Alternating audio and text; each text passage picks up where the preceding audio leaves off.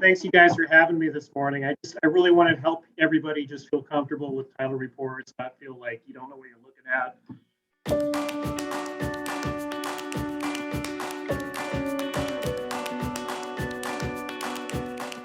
Great. So again, yeah, thanks for having me this morning. I just really want everybody to feel comfortable. It's great to kind of be able to look at the report and feel like you kind of know what you're looking at. A lot of these there can be legalese throughout the report, but I want to be able to make you guys feel comfortable. Just when you see a title report, you know where to look. You can be proactive about, matching the vesting on the report, the ownership with who you were expecting to have sell the property. You want that to match up. Of course, you probably want to look at the legal description. Make sure that meets everybody's expectations, the tax parcel numbers, and then to go through the report and look at any easements or covenants or restrictions that you might be concerned about, and then of course any liens on the property. One thing I wanted to make clear is that what we're going to be looking at here is the title commitment. It's also known as a prelim, preliminary commitment, title report. They're all the same terms. There's a lot of jargon in the industry. This is not a title policy. And that's okay. I get calls all the time. Hey, I want to look at this title policy. It's just a technical term. So really what title insurance is, when we issue title, it's kind of a two-step process where when you're looking at the prelim or the title commitment, same thing, you're looking at the current condition of title. And then what this helps us do is look at the condition of the title now. So when you get a listing, you want to get your title ordered. We don't even have to have buyers firmed up, but we want to have the listing firmed up. This way we can look at the current condition of the title. And 9 times out of 10, it's just what everybody expects. You just, if there's any surprises in there though, then we have a chance to get ahead of it and get title to where it needs to be. Get the proper ownership. If there's any liens or issues that need to be cleared, we can be proactive about it. Once we get through the title report and everybody's accepted it, title's ready to close, anything that needs to be cleared off the title we've dealt with. At that point, after closing, that's when we actually issue the title policy. So it's really a two-step process. And once the title policy is ready to issue, that happens after the transaction records, the warranty deed from the seller to the buyer records, and then a week later we mail the policy out, sometimes even sooner, and that way the new buyer has clear, clean title. So any questions, feel free to jump in at any time. I don't want to start talking to the point that Yeah, we can make this totally interactive. I was going to ask you.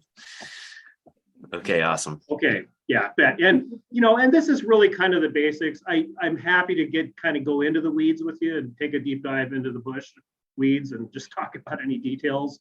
But I'm going to kind of keep this basic and try to just not even get too much into the legalese and help you just understand, which parts of the report that are really essential to look at, and feel, so you guys feel confident that when you're looking at the report, you know what you're looking at. So. That'd be awesome. Yeah. I think there's a couple sections where it's like just really for agents to focus on. And, exactly. I have one recently that you guys prepared for me over on Whidbey Island, and under Schedule 2, there was a ton of recorded stuff. And, it was really helpful to get that all up and draw attention to it, because exactly. The last thing you want is for somebody to not realize what they can do with the property and then fall out. Absolutely. And especially, you have to kind of look at who your client is.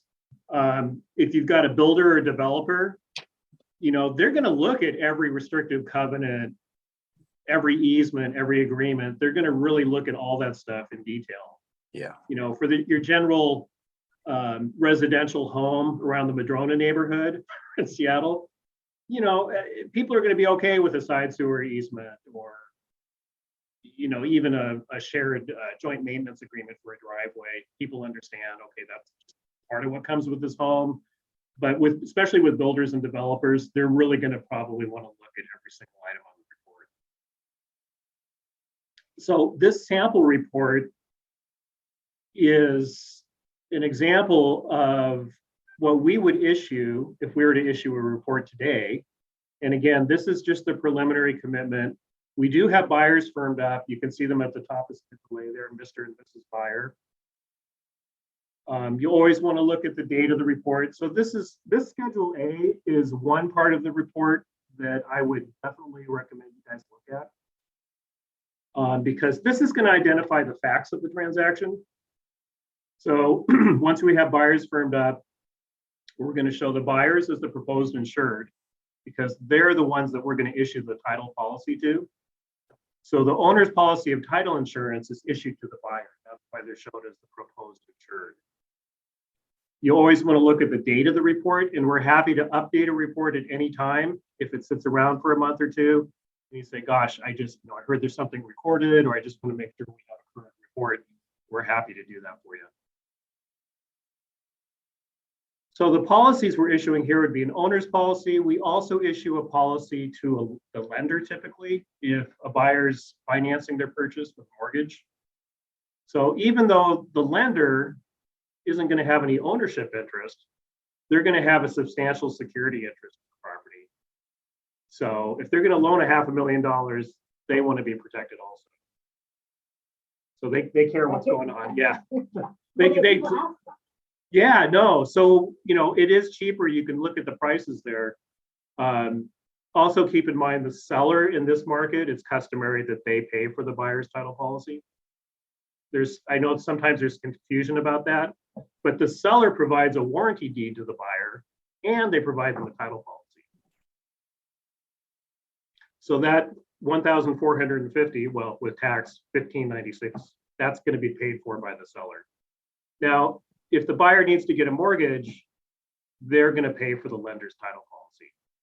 It's cheaper for a couple of reasons. We've already done all the research. Also, the policy is only good for the life of the loan, so we can offer it at a reduced price. A little bit less liability for us. Keep in mind the owner's policy is good for the life as long as you own the home, as long as you own the real estate. The policy lasts as long as you own it. It even will pass to your heirs. So it's really a good value. It's a one-time fee that's paid, and you're covered for as long as you own the home.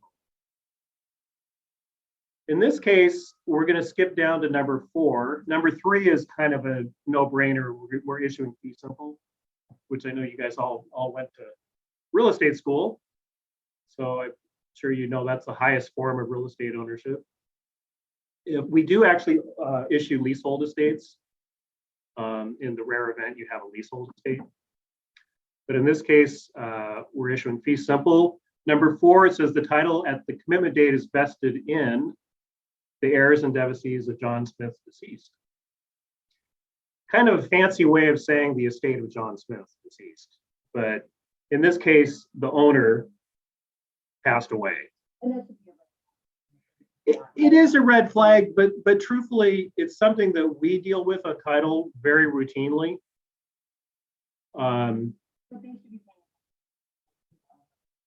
Definitely, you definitely want to match that up. You might even know, you're dealing with the son or the daughter of John Smith, and they might tell you, "Gosh, my dad passed away a few months ago. We're selling the home." So you want it to make sense. Absolutely. Any questions so far? Okay. So you want to look at the face of Schedule A for the facts of the transaction. It's going to show the buyer. It's going to show the purchase price, which is the $557,000 at the top. It's going to show the current owner, and in this case, at number 4, we're showing it as the heirs of John Smith deceased. I'm going to kind of, the legal description is important, and it's here as you scroll down into Exhibit A on the next page.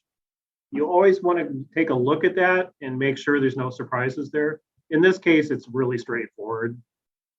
You can probably look at the assessor's map. You'd be able to see lot 7 and 8, Highlands View Edition. So make sure there's no surprises in the legal description.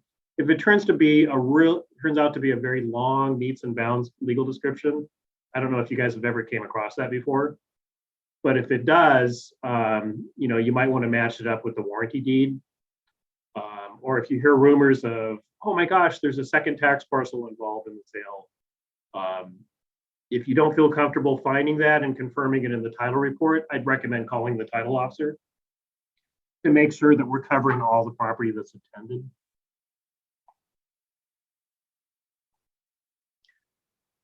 So I'm going to kind of speed through the requirements. This is towards the middle.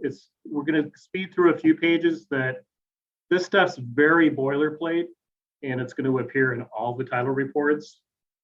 It's not necessarily specific to this transaction. So a lot of these requirements are kind of no-brainers, things like,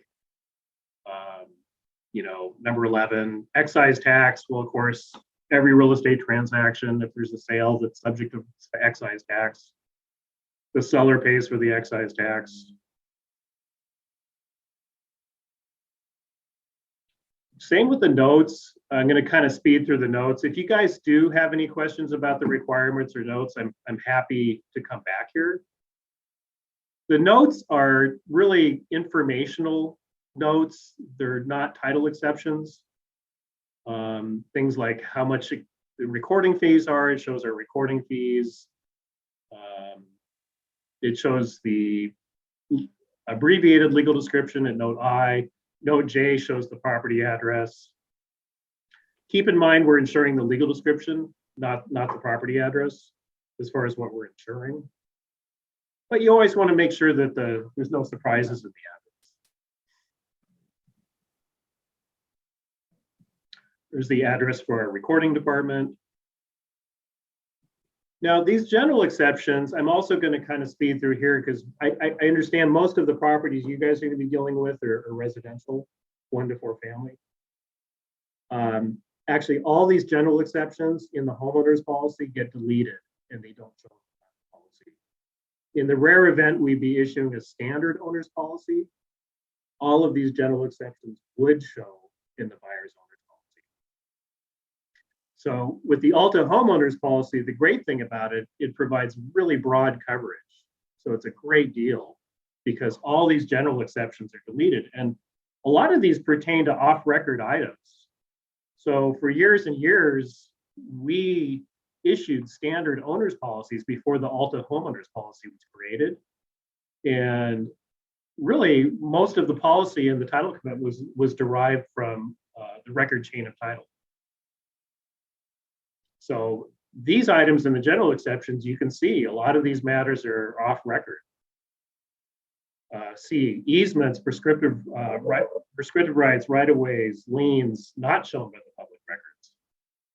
So you can see with the Alta homeowners policy, the buyers are getting really great broad coverage. We would not issue a homeowner's policy for commercial property. Also true with vacant land.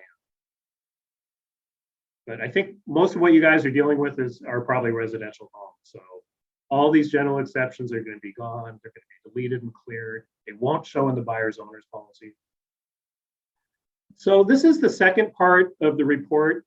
We've kind of gotten to the last part of the report. So the first part was Schedule A, which showed the facts of the transaction. Buyer, seller, current owner. This is where we show the special exceptions that are often unique to the property. You know, of course, if there were some covenants and restrictions that applied to the whole neighborhood, even if we were examining and reporting on other lots in the same subdivision, exception number 1 would also show because those CCRs, those covenants and restrictions, likely cover the entire subdivision. So is that something the Area 51 school district that's something that wasn't there before? Like that got annexed in, right? So this property is now, that's been recorded on title as Area 51, which is interesting, right? Area 51. But appreciate that, Chris. Making it. Yeah. No, yeah, you're making it a little more interesting. But no, typically those CCRs are going to be recorded right after the plat record. Okay. Okay, cool. And you know, they're intended to preserve the character of the neighborhood often. Right. Hopefully, even though there might be some restrictions, they also help preserve the quality and integrity and character of the neighborhood. Make sure that nobody's got a pig farm next door, that kind of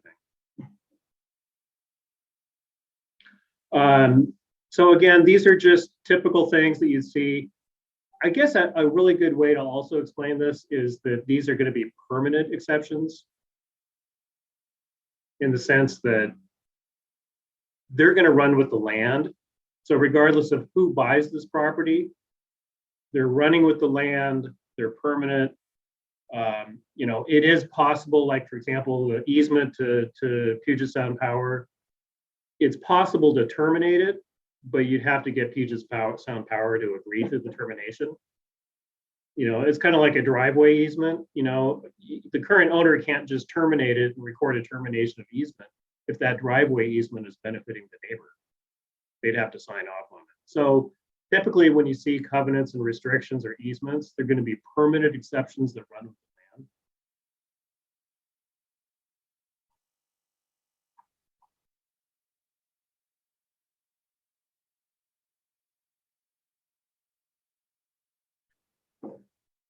Now, when we get down to exceptions 6 and 7 and 8, this is kind of where we get into the area of items that could be amended or likely even removed and not show in the final policy. In this case, the 2022 property taxes are current, which is great. No surprises there. Number 7 is a deed of trust, which is just the seller, John Smith's loan that he took out in 2009. Deed of trust is same as a mortgage. Same thing, it's a security instrument. Technically speaking, lenders kind of quit using mortgages. A deed of trust by statute can be foreclosed more quickly if it needed to be, or it could take, to foreclose a mortgage, it could take like a year. So really, since the late 70s, the lenders are using what's called a deed of trust, which is basically just a mortgage. So we've got property taxes current, one mortgage on the property. We've got a pending bankruptcy. This is really a red flag. The fact that John Smith passed away, not a huge red flag. A lot of the transactions we get now, are obviously triggered by, the sales are triggered by death or divorce, sadly. So, especially in this market, we do have a lot of estate sales. Sadly, he filed bankruptcy. So this one is a little bit, of course, this is just a sample report. It's kind of fictitious, but more than likely, bankruptcy this old from 2014 would have been closed. But yeah, no, we're just good. This is hypothetical. So I just wanted to let you know the reason that this is a red flag is because once an owner files bankruptcy, it's going to slow the closing. We're going to need to get a court order for the bankruptcy court to sell the property. So if you do have a bankruptcy, definitely probably want to talk to the title officer, see what we know. We might be checking back into the court docket to see how far along they are. A lot of times, the trustee ends up knowing about the sale, and they'll expedite the necessary court orders to allow the sale. But it could slow the closing a few weeks, maybe even a month or so. So this bankruptcy definitely would be a red flag. Oh, I'm sorry. I'm looking. This is the pending probate. I was expecting. That's right. I knew I added a bankruptcy, but it's at the end. I'm so sorry to confuse you. Number 8 is the pending probate proceedings. I'm sorry. The bankruptcy's down here. I knew I'd added it, this court action at the end here, but it still applies. So everything I said is true, but I was looking at the wrong exception. So yeah, same thing. If you have a bankruptcy, probably want to call the title officer, call Crystal, just say, my gosh, is this going to slow down the closing? We're going to look into it to see when we can anticipate the court order to allow the sale. And then is that usually how it goes in order? Is the bankruptcy usually at the very bottom, or is it just random? No, this is just a sample report. Okay. But we're just showing items that need to be cleared. Yeah. I mean, first thing I would be like, oh no, it's in probate. No, but you know what? And I apologize for the confusion there. No, I remember, I think I decided to add the bankruptcy and I saw the court order. So no, the probate, in this case, the probate actually is a good thing. because when a decedent passes away and there's a probate filed, then there's a personal representative appointed, in this case, Joan Smith, and then she can sign on behalf of the estate. So she can sign the deed to the buyer. So really, title companies love probates. You guys as agents should also be happy to see a probate if you have an estate sale, because that means you're typically going to have one signer who's the appointed personal representative. And in this case, in paragraph 8, you can see that's Joan Smith. So Joan Smith would be the one you'd probably be working with as far as, you know, who's signing your listing papers, who signs the purchase and sale agreement. Yeah, again, if you're not talking to Joan Smith, right, and you're talking to somebody else, you might want to start asking questions. I will add in somebody else is signing, you might need to worry. Well, because she's kind of driving the bus at this point. She's the Right. appointed personal representative. And you can see below the paragraph, it says the personal representative has been granted non-intervention powers to sell. She's in the driver's seat here. She's got the authority in her capacity as personal representative. Again, she's not the owner, but she's been given the court order to sell the property. And it lays it out right there. It lays it out right there, pending probate proceedings. Wonderful to see when you have a dead person in title. So, the other thing I was going to say is that occasionally you'll see co-personal representatives. That does happen. Rare to see family three members and stuff. Rare to see three, but every once in a while you'll see maybe Joan and David Smith, you know, co-personal representatives. Right. So as far as paragraph 9, possible lien, that's something we smoke out before closing. Usually the probate attorney will send us a letter saying there's nothing owing DSHS. Same with paragraph 10. And the lien of any state or federal estate tax, typically the probate attorney will send us a letter confirming that there isn't. And I'd have to add that it's really rare to have liability for a DSHS lien for federal or estate tax. It's pretty rare. But those are 2 items in connection to the death that we're going to smoke out before closing. So when I talk about issuing the final policy, the taxes might show, you know, once this whole thing is cleaned up and we close, we issue the policy to the new buyer, the property tax paragraph might show, depending on the timing of the closing. That deed of trust is going to be paid off. We're going to get a payoff demand, pay it in full. That deed of trust at 7 is going to be gone. The probate's going to be gone. Number 9 is going to be gone. Number 10 is going to be gone. And then 11 is a judgment. I don't know if anybody, I'm sure, Chris, you've dealt with some judgments with common names. Yeah. And you can see below the judgment, we have a subparagraph that says, and a statement of identity would need to be furnished for review to determine the identity of the above party. So often when we have common names, we find matters against people, against folks with similar names. And we might need to set it up on the report, and it's easily cleared with an identity statement. Yeah, I've had that. Well, I had a Lee on one, and there was like 2 or 3 things on there that weren't him. You know, Lee is a common name, so yeah. Yeah, no, and with the explosion of population in the Puget Sound area, yeah, we deal with identity issues pretty routinely. You know, and keep in mind, we're not like TransUnion or Equifax.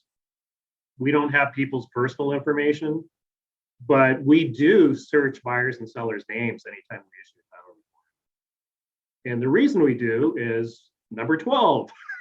We need to find out if there's a bankruptcy, or there's maybe a probate, or a divorce, or a judgment, or a federal tax lien. So we do a search of the general index on both sellers and buyers, because those items may not even be posted to the property.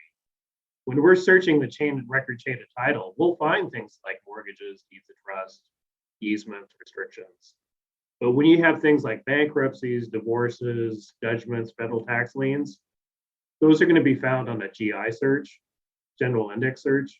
So that's a second part of our search process. But it's crucial. You can see it's crucial. What happens, like that's a pending bankruptcy, for instance, like the creditors haven't signed off and like agreed to said, I mean, like do they ever battle it because there's all this equity in the house and they're like, oh, well, we know we can get all of that? Yeah. Or Yeah. No, yeah. there can be for sure. There can be. That's why I'm saying if you do see it, I mean, it's not a given it's going to slow the closing, but I mean, if you know your seller's filed bankruptcy recently, you may just kind of lower your expectations on a fast sale. Yeah. Well, and it's also good to set them up for, like, they might not think, oh, it's no big deal. It's like we're already in proceedings. It's like, you're not gonna close right away. And Right. No, it immediately means that the real estate's under the jurisdiction of the bankruptcy. cool. Yeah. Okay. So yeah, once we issue the final policy and we address all these issues, the judgment, bankruptcy, really, that's it. That's awesome. Yeah. And so then 13, we're just saying titles to Vest and Mr. and Mrs. Buyer. We find various matters on them also. So we'd probably need an identity statement to clear that. Because Mr. and Mr. Buyer is a common name, I guess.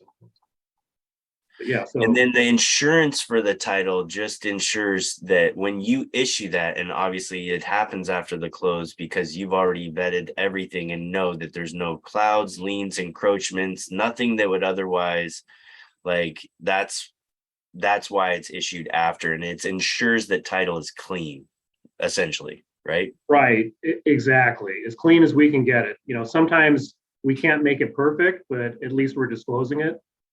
Because ultimately we want a safe transaction for everybody, for the agents, for the sellers, for the buyers. And sometimes the titles aren't perfect, you know. There Right. might be an encroachment, but hey, guess what? Maybe that encroachment's been there for 14 years and everybody knows about it. And it's a fence that's off by 6 inches, you know. So sometimes who records encroachments? The said owner that it's encroaching on, or well, it's not that they're necessarily recorded. Sometimes they could even be off record. We might even hear a rumor about it, you know. wow, okay. Actually, we don't physically inspect every property that we insure. Or a survey might be recorded. If we do find a survey that discloses the fence offline, you know, we might bring it up, but then we also have to say, you know, actually the survey was done 20 years ago. It's also possible that once they discovered the fence was off, they moved it. But it's a record, right? It's of record. It's Yeah. of record, but moving it to get it to conform with the property line might have been off record. It probably is. Okay.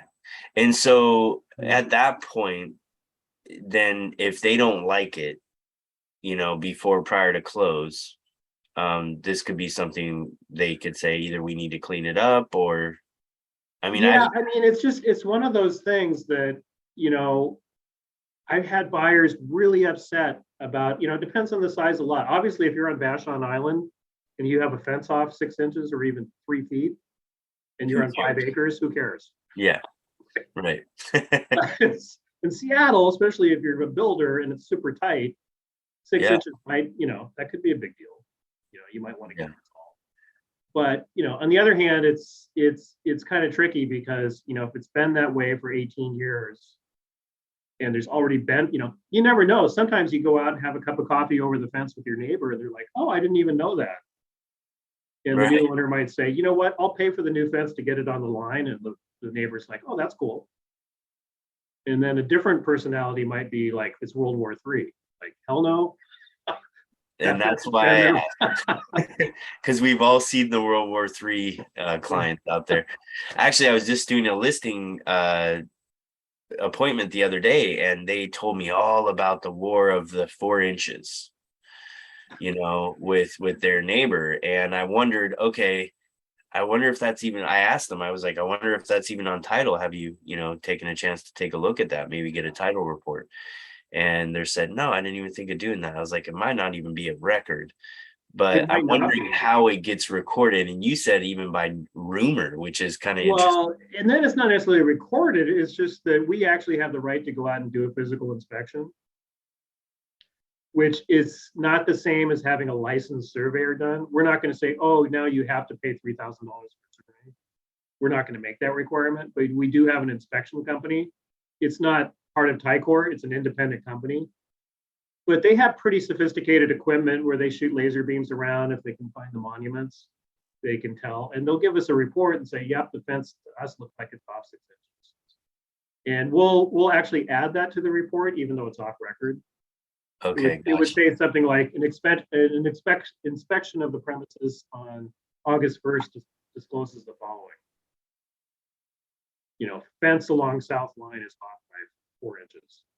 And so, okay, so this is funny that we're talking about this because my very first transaction, it was a family member and I was the listing agent. I also ended up being a dual agent. First transaction, right? So very, very, I didn't know what I was doing, but I represented both, clients neutrally. And we got to the very, very end. And, my buyer, unbeknownst to me, goes and checks out the property prior to close, ends up talking to the neighbor. So the neighbor says this fence line that they built, it's on our property. Mm-hmm. And so then my buyer freaked out. I'm also representing the listing agent, right? Goes to title. Title has to redo everything because he wanted to know, and it's like they just wouldn't insure that one little, however many inches it was off, according to the neighbor. So that's kind of rumor, right? Because, I mean, how do we know unless, it was actually done and the survey was like recorded as such and it lined up with what was on record, right? Yeah, yeah. Well, That, and I that found a almost lot of blew up the buyers, deal. a lot of buyers may end up accepting it. Like, They they did. like the Yeah. school district. They love the view of Mount Rainier. The fence is off a little bit. Yeah. They can live with it. Yeah, it's not a big deal is what I like. So they made it a big deal, but eventually ended up closing. So it was all good, but it was like quite stressful. Right. So, What we don't really want to happen is that after closing, somebody knocks on our door, calls me and says, hey, I found out my neighbor's garage is over the line by 8 feet. what would happen if that did happen? Would you guys have to There'd take care of? potentially be a title claim, yeah. And Oh we're not a shoot. survey state, so we don't survey every property. Okay. But that's kind of like a worst case example. Yeah, no doubt. So it does happen. But there are some states where I think Texas is a survey state. Kind of like you get an appraisal, you get a survey. Oh, along with it. Oh wow. Yeah. That keeps things on the up and up. They like their land in Texas. Yeah. As Reid, our expert, was going through some of the things, I was kind of making a couple of notes on what might pertain to you guys that we get questions as agents. So exactly what he talked about was awesome, right? You guys want to look at some of those judgments, things of that nature. So one of the things that we get, and you guys will get from your clients is, and sometimes it'll be frustrating, but we get this a lot from agents sometimes, and they go, well, how do we close without clearing that title matter? How do we get around it? And I always tell people that's kind of like wrecking your car and then calling your car insurance company and going, hey, I need full coverage. I've already wrecked my car. It's already wrecked. Like, we have to clean it up before we can get you guys, a clean title policy. So, we're pretty creative. Reid is very creative. So we will do, if it can be done, we will be able to do it. Like, if we can't do it, I'm telling you, I don't think anybody else is going to be able to. So we want it closed too. That's the other thing we get asked sometimes is, can you guys, is there, your sellers might ask, why are we paying this fee, or can we negotiate it? And that's completely up to you guys, but also we're not progressive. So they're not going to be able to call Flow and get a discount. They're not, you know what I mean? Like, we're regulated by the state. So they're not going to call, we're all regulated. So when you guys are choosing, you're trusting us as a partner. So you can let them know that, no, there's no real discounts available out there in the title world. At least there's nothing for us to do. And the CC&Rs, That is one thing to pay attention to if you're specifically if you're working with buyers, because you have somebody who's like, I don't know, they want to paint their house Seahawks. Well, maybe not this season, but a few seasons ago, they might have wanted to paint their house some Seahawks colors or whatever. And you do have to pay attention to the CCNRs and see or if they do want a pig farm or if they want chickens. That's a very popular thing. People want a chicken coop in their backyard. So you really we can unpack that for you too. So if you go, I have a buyer who has a question about this, we can look through those CCNRs for you or parking. That can be an issue too, depending. There's all kinds of little things that come up that we get questions on. And even if we're not handling that particular transaction, send it my way. We'll unpack it and take a quick peek at the CCNRs, and I'll have Reid take a look. We'll have another one of his title officers take a look, just to make sure that you're advising your clients the right way, because you're essentially, even though we're providing this, you have chosen us. And so if you give them advice that's erroneous, or we give you advice that's erroneous, it's going to come back on you guys. They rarely remember Ticor title. They remember that you guys are the ones that are representing them. So, and I think that was kind of it that we get.